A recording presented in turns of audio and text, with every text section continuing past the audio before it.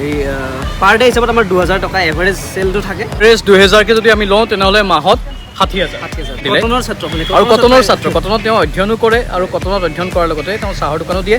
আনকি ভিজিটে চাহ লৈ পেলাই যদি বেলেগ ফালে তেওঁৰ কাষ্টমাৰ আছে সেই চাহ বিলাবলৈও যায়। মানে গোটেইকেইখন দোকানীকে মই দি আহোঁ, এইটো ফ্লাক্সত লৈ পেলাই গোটেইকেইটাকে মই দি আহোঁ এইফালে পিয়ৰ চাহৱালা আৰু পিয়ৰ চাহৱালা। আমাৰ যিটো সৰু ডাঙৰ নাই সেইটো মই কৰি দেখাব চেষ্টা কৰিছোঁ। মোৰ লগৰ আহে, মই তেওঁলোকক চাহ মই দিওঁ, মই চাৰ্ভ কৰোঁ তেওঁলোকক, এইটো মোৰ ভালহে লাগে। আৰু শ্বেয়াৰ মাৰ্কেটত বিনিয়োগ কৰি আছে ভিজিটে লগতে মান মই লাভ পাইছোঁ, অৰ্থাৎ 1700 টকামান মই মানে 1000 টকাত মানে 700 টকা লাভ 700 টকা লাভ কৰিছোঁ। 43 হৈ আছে। আৰু এইটো যদি মই বেছিকৈ শ্বেয়াৰ কিনিলোঁ হয়, মানে মই এটাই বা দুটা কিনিছোঁ মই শিকাৰ কাৰণে, জাষ্ট যদি বেছি মই কিনিলোঁ হয়, যে 4-5টা শ্বেয়াৰ কিনিলোঁ বা 10টা 20টা কিনিলোঁ, তেতিয়াহ'লে মোৰ আৰু বেছি হ'ল হয়। সেইটো আৰু মই বৰ্তমান আছোঁ কটন বিশ্ববিদ্যালয়ৰ সন্মুখত আৰু এয়া মোৰ হাতত একাপ চাহ আৰু মোৰ সৈতে এজন ভাইটি আছে, নাম বিজিত চৌধুৰী। আৰু আপোনালোকে শুনি আচৰিত হ'ব যে বিজিত চৌধুৰী কটন বিশ্ববিদ্যালয়ৰ স্নাতকোত্তৰ শ্ৰেণীৰ এজন ছাত্ৰ হয়। তেওঁ অধ্যয়ন কৰি আছে, অধ্যয়ন কৰাৰ সমান্তৰালকৈ তেওঁ এখন চাহৰ দোকানো দিছে আৰু তেওঁৰ দোকানৰ চাহি মই বৰ্তমান হাতত লৈছোঁ। বৰ ধুনীয়া চাহ বনাইছে বিজিত, ধন্যবাদ দাদা। মই আপোনালোকক কৈ থওঁ যে এয়া কটন বিশ্ববিদ্যালয়ৰ সন্মুখত মই বহি আছোঁ। এইখন হ'ল কটন বিশ্ববিদ্যালয় আৰু কটন বিশ্ববিদ্যালয়ৰ সন্মুখতেই বিজিতৰ এইখন দোকান আৰু এই দোকানখনৰ পৰাই বিজিতে নিজৰ ব্যৱসায়িক যাত্ৰা আৰম্ভ কৰিছে। এই ব্যৱসায় বিজিতৰ মতে ইয়াতে সীমাবদ্ধ হৈ নাথাকে। আমি যেনেধৰণে দেখিবলৈ পাওঁ MBA চাইৱালা, ইতিমধ্যে মোহনৰ সৈতে মই ভিডিঅ' এটা কৰিছোঁ, আপোনালোকে সেইটো ভিডিঅ' হয়তো দেখিছেই। তাত মই মোহনৰ সৈতে কিছু মটিভেশ্যনেল কথা পাতিছিলোঁ। আজি বিজিতৰ সৈতেও সেই মটিভেশ্যনেল কথাই মই পাতিম। বিজিতক মই সুধিব বিচাৰিছোঁ আৰম্ভণিতেই যে কিয় মনলৈ আহিল এই দোকানখন দিয়াৰ। দাদা নমস্কাৰ। আৰু আপোনালোককো মই নমস্কাৰ জনাইছোঁ। বিজিত চৌধুৰী দাদাই ক'লেই মই কটনৰ ষ্টুডেণ্ট হয় আৰু লগতে কটনিয়ান কাৰাকচাই নামেৰে কটনৰ গেটৰ সন্মুখতে এখন মই চাহৰ দোকান আৰম্ভ কৰিছোঁ। প্ৰথম কথা ক'বলৈ গ'লে মোৰ সৰুৰে পৰা এটা বিজনেছ এটা মাইণ্ডছেট এটা আগৰ পৰাই আছিলে আৰু মানে নিজাকো কিবা এটা কৰাৰ মানে এটা মোৰ এটা স্পিৰিট এটা আছে ভিতৰত, যে কিবা এটা নিজা কৰিম, মানে এনেকুৱা নিজা চিনাকি হ'ব যিটো, এনেকুৱা টাইপৰ এটা মোৰ আছিলে। আৰু এইটো মোৰ দেউতাৰ পৰা আহিছিলে। দেউতাই মানে মোক তেওঁৰ জীৱনৰ কথাবোৰ যেতিয়া কৈ থাকে তেতিয়াৰ পৰা মোৰ মানে এইটো স্বাধীন মনোভাৱ, ইণ্ডিপেণ্ডেণ্ট যিটো, সেইটো মোৰ আগৰ পৰাই আছিলে, স্বাধীন মনোভাৱটো, যে কিবা এটা কৰিম। তো তেনেকৈ মোৰ ইয়াতে অহাৰ পিছত যেতিয়া মই ক্লাছ কৰি পেলাই চব ফাষ্টফুড, আৰু মই ফাষ্টফুডৰ ইমান বেছি প্ৰিফাৰ নকৰোঁ।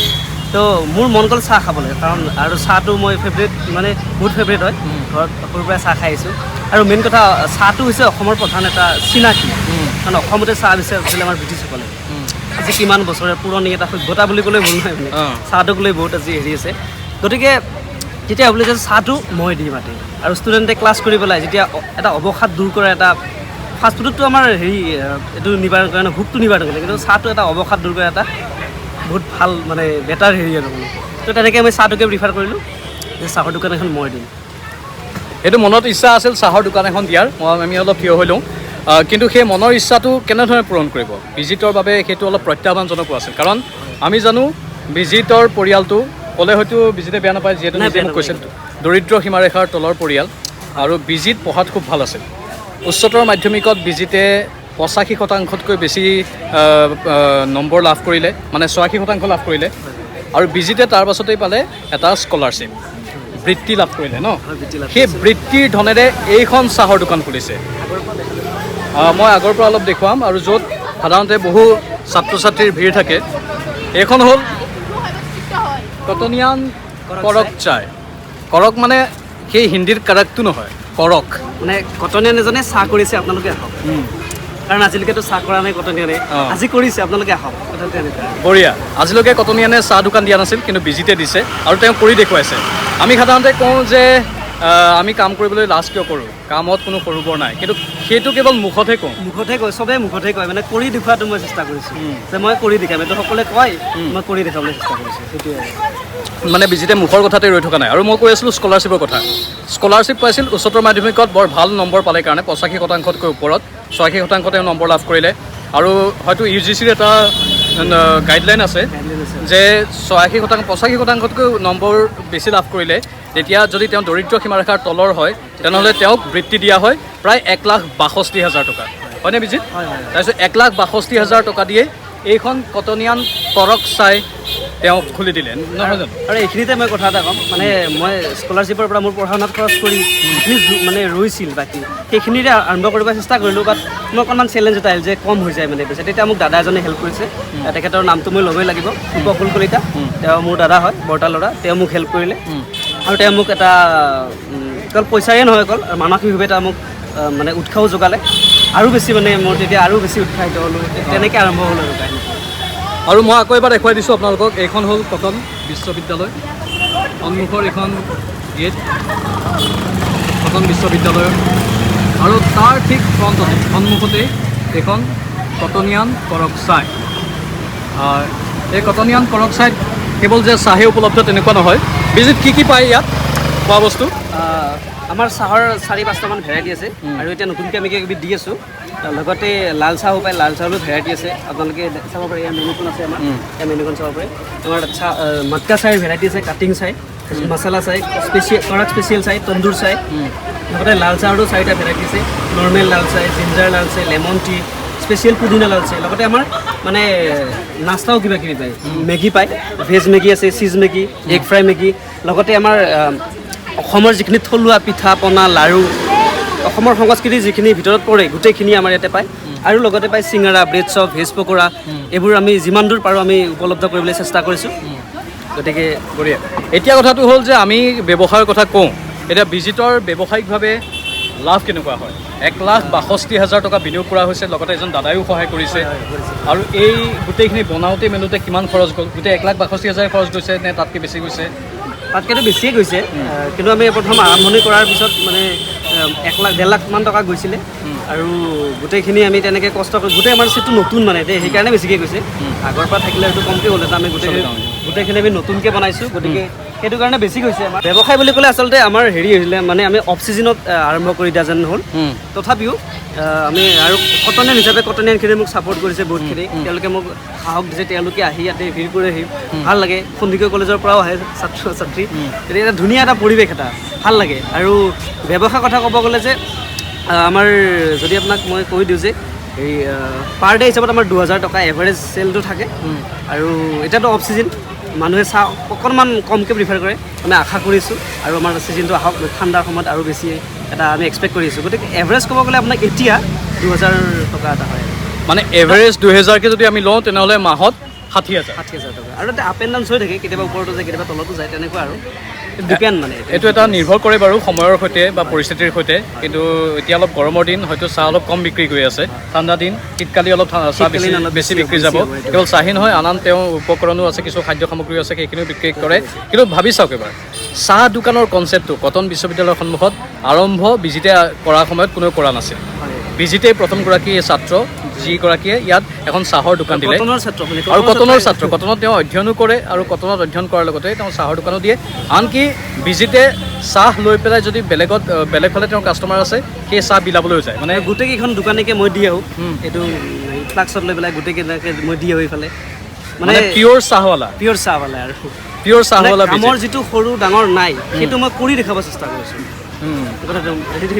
মানে মুখত নহয়, কামত মানে সেইটো মানে আমি বহুতে কওঁ, যিটো মই অলপ আগতে ক'লোঁ যে কেৱল আমি এটা ভয় শংকা থাকে আমাৰ কাম কৰাৰ ক্ষেত্ৰত, লাজ লাগে।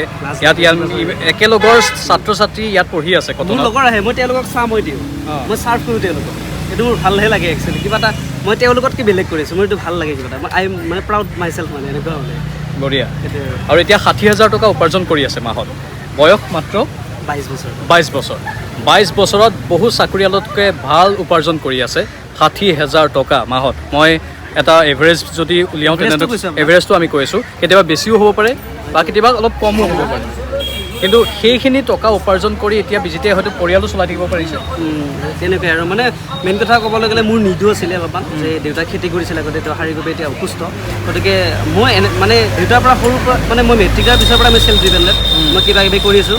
আৰু সেই কামবিলাক যে কৰি আছিলোঁ এইবাৰ এইটো কাম কৰি কিন্তু মানে থেংকছ টু গড বা সকলোকে অসমবাসীকো মানে ৰাইজকো ধন্যবাদ দিছোঁ যে মই এটা আইডেণ্টিফিকেশ্যন পাইছোঁ মানে মোৰ ভাল লাগিছে মানে এটা আৰু এনাৰ্জি পাইছোঁ কামটো কৰিবলৈ আৰু যে কৰি যাম এনেকুৱা এনাৰ্জি আৰু যেতিয়া আপোনালোকে আহে আপোনাকো ধন্যবাদ দিছোঁ দেই আপোনালোকে যেতিয়া আহে মোৰ তেতিয়া আৰু বেছি ভাল লাগে যে য়েছ কিবা এটা মই কৰিছোঁ মানে এনেকুৱা ভাল হয় আৰু শ্বেয়াৰ মাৰ্কেটত বিনিয়োগ কৰি আছে বিজিতে লগতে শ্বেয়াৰ মাৰ্কেটতো বিনিয়োগ কৰি আছে মই শ্বেয়াৰ মাৰ্কেটৰ যিকেইটা ভিডিঅ' বনাইছোঁ তাৰ পৰাও তেওঁ প্ৰেৰণা পাইছে আৰু এতিয়া শ্বেয়াৰ মাৰ্কেটত বিনিয়োগ কৰি কি লাভ হৈছে লাভটো মানে মই বৰ্তমান একদম নতুন কাৰণ এইটোতো বহুত শিকিব লাগে বহুত জানিব লাগে বহুত নলেজেবল কথা হয় ইমান ইজি নহয় মই এইটো কথা জানো যে শ্বেয়াৰ মাৰ্কেটৰ পৰা বহুত লাভৱান হ'ব পাৰে মানে কম সময়ত আৰু মই জাষ্ট শিকাৰ কাৰণে এতিয়া জাষ্ট অকণমান মানে কৰি আছোঁ ট্ৰেডিংটো শিকি আছোঁ জাষ্ট এতিয়া আৰু ট্ৰেডিংটো মানে কিমানমান ইনভেষ্ট কৰা হয় কেনেকৈ আৰু তাৰ বিনিময়ত কেনেধৰণে আৰ্ণ কৰা হৈছে প্ৰথম মই ফাৰ্ষ্ট ইনভেষ্ট কৰিলোঁ 1,000 টকা তাৰ মই শ্বেয়াৰ কিনিছিলোঁ তাৰপিছত মই তাতে 700 মান মই লাভ পাইছোঁ অৰ্থাৎ 1700 টকামান মই মানে 1,000 টকাত মানে 700 টকা লাভ 700 টকা লাভ কৰিছোঁ সঁচা নে মিছা প্ৰথম একদম জেনুইন কৈছোঁ অনেষ্টলি কৈছোঁ ইয়াতে কোনো মিছা ক'বৰ কাৰণে কিমান দিনত এইটো চাগে এসপ্তাহমানৰ ভিতৰত নেকি মানে মই ডেইলি ৰেগুলাৰ বেচিছত নকৰোঁ দেই কিহত কৰিছিলা তুমি ট্ৰেডিং মই গ্ৰ' এপত কৰিছিলোঁ গ্ৰ' এপত আৰু শ্বেয়াৰটো আছিলে টাটা মটৰ্ছৰ কিনিছিলোঁ এনেকুৱা বহুত কিবা কিবি আছে মই দেখাই দিব পাৰিম বাৰু এতিয়া মোৰ 1200 মান টকা আছে চাগে মই চাব লাগিব তেনেকুৱা আছিলে মই ইমান প্ৰফেচনেল নহয় শিকিবলৈ জাষ্ট শিকি আছোঁ মানে এনেকুৱা আৰু কোল ইণ্ডিয়াত কৰিছোঁ তাৰপিছত টাটা মটৰ্ছত কৰিছোঁ টাটা মটৰ্ছত মই কিনিছিলোঁ এইটো দেখে চাব পাৰে 383 ৰুপিজত মই কিনিছিলোঁ এতিয়া 443 হৈ আছে আৰু এইটো যদি মই বেছিকৈ শ্বেয়াৰ কিনিলোঁ হয় মানে মই এটাই বা দুটা কিনিছোঁ মই শিকাৰ কাৰণে জাষ্ট যদি বেছি মই কিনিলোঁ হয় যে 4-5টা শ্বেয়াৰ কিনিলোঁ বা 10টা 20টা কিনিলোঁ তেতিয়াহ'লে মোৰ আৰু বেছি হ'ল হয় সেইটো আৰু মাল্টিপ্লাই হ'লো হয় তেনেকুৱা আৰু মই জাষ্ট শিকি আছোঁ এতিয়া এওঁ শ্বেয়াৰ মাৰ্কেটৰ কথা শিকি আছে শ্বেয়াৰ মাৰ্কেটৰ বিনিয়োগ শিকি আছে আৰু যি লাভালাভ হৈছে সেই লাভালাভখিনি ইতিমধ্যে বিজিতে পাইছে অলপকৈ হ'লেও কিন্তু এয়া আৰম্ভণিহে মই কৈছোঁ শ্বেয়াৰ মাৰ্কেটটো বৰ ৰিস্কি বস্তু আৰু ইয়াক শিকি শেষ কৰিব নোৱাৰি সেইকাৰণে কেৱল কথাতে আপোনালোকে উঠি বাঢ়ি যাব নালাগে যেনে আপুনি চাহৰ দোকান এখন দি দিব পাৰে কিন্তু শ্বেয়াৰ মাৰ্কেটত বিনিয়োগ কৰোঁতে অলপ সাৱধানে বিনিয়োগ কৰিব কাৰণ আপোনাৰ টকা কেতিয়াবা ঘূৰি নাহিবও পাৰে এইখিনিতে মই আৰু এটা কথা ক'ম চাহৰ দোকানো কিন্তু ইমান ইজি নহয় যদিও মানে মানুহে ভাবিব যে মাহত 60,000 টকা কৰিছে ইমান ইজিও নহয় কিন্তু কামখিনি কৰাত যিটো মেনেজমেণ্ট যিটো সময় দিব লাগিব বহুত আৰু ফুল ইনভলভমেণ্ট দিব লাগিব মুঠতে কোনো কামেই সহজ নহয় কিন্তু কামত সৰু বৰ নাই আৰু কামত লাজ কৰিব নালাগে কষ্ট কৰিলে লাভৱান হোৱাটো নিশ্চিত আৰু মই সেইটোৱে আশা কৰোঁ মোৰ ভিডিঅ'ৰ জৰিয়তে এনেধৰণৰ যুৱ উদ্যোগীসকলক আমি দেখুৱাই থাকিম আমাৰ অসমত অসমীয়া যুৱ সমাজ এতিয়া ওলাই আহিছে আৰু তেওঁলোকে যি সপোন দেখিছিল সেই সপোনক বাস্তৱ ৰূপ দিবলৈ চেষ্টা কৰে বিজিতো তাৰেই মাত্ৰ এটা উদাহৰণ আমি আশা কৰিছোঁ বিজিতৰ এই ব্যৱসায় দুপে উন্নতি কৰি যাওক কেৱল কটন বিশ্ববিদ্যালয়ৰ সন্মুখতে নহয় ৰাজ্যৰ আন প্ৰান্ততো তেওঁ ব্যৱসায় বিস্তাৰ কৰক আৰু এই ব্যৱসায়ে সকলোকে এটা প্ৰেৰণা যোগাওক ন হয় সেইটোৱে আৰু মই বিচাৰিছোঁ আপোনালোকে আহক ছাপোৰ্ট কৰক সাহস দিয়ক আৰু মোক দেখি হয়তো আৰু কোনোবা আগবাঢ়ি ওলাই আহক যিটো কামৰ যিটো হেৰি মানে ৰাস্তাৰ আন্দোলন বহুত হয় কৰ্মৰ আন্দোলনৰহে এতিয়া প্ৰয়োজন হৈ আছে আমাৰ বঢ়িয়া ৰাস্তাৰ আন্দোলন বহুত হয় কৰ্মৰ আন্দোলন লাগে আমাক এতিয়া বহুত ভাল লাগিল বিজিত ধন্যবাদ জনাইছোঁ আপোনাকো ধন্যবাদ মই বহুত ভাল পালোঁ তোমাৰ ইয়াত আহি বহুত ধন্যবাদ আগন্তুক দিনতো আহি থাকিম নিশ্চয় আৰু সকলো আহক সেইটোৱে আৰু মোৰ ফালৰ ঠিক আছে আৰু মোৰ পেজ এখন আছে ফেচবুক ইনষ্টাগ্ৰাম টুইটাৰ চবতে কটনিয়ান কাৰাকচাই বুলি পেজ এখন আছে আপোনালোকে চাব পাৰে সেইটোৱে ঠিক আছে বাৰু থেংক ইউ এটা পাৰ্ট থাকি গৈছিল